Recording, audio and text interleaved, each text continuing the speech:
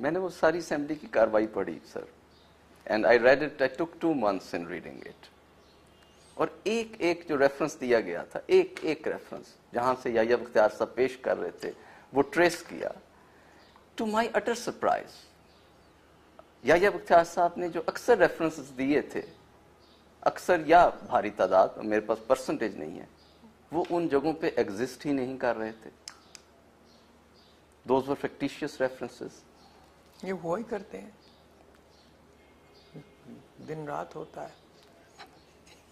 याह्या बख्तियार बेवकूफ आदमी था, बिल्कुल जाहिल, और उसको तो जो नीचे लिख के दे दिया वो उसने कह दिया। देखो ये तो मजहबी बहसें हैं ना, तो हमेशा से चलती आई हैं, इनमें कोई नहीं, लेकिन जो रेफरेंसेस थे उसमें अक्सर जगह पे तो वो बात ही नहीं होती थी जो वो कह रहे थे। Quite possible. और कई बार असेंबली में ये पॉइंट आउट किया गया, even speaker lost temper many times.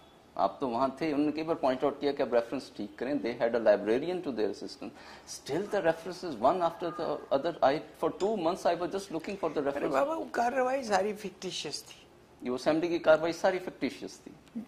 फैसला पहले से हुआ हुआ था क्या करना है।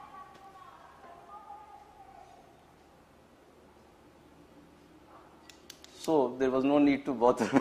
No need to bother.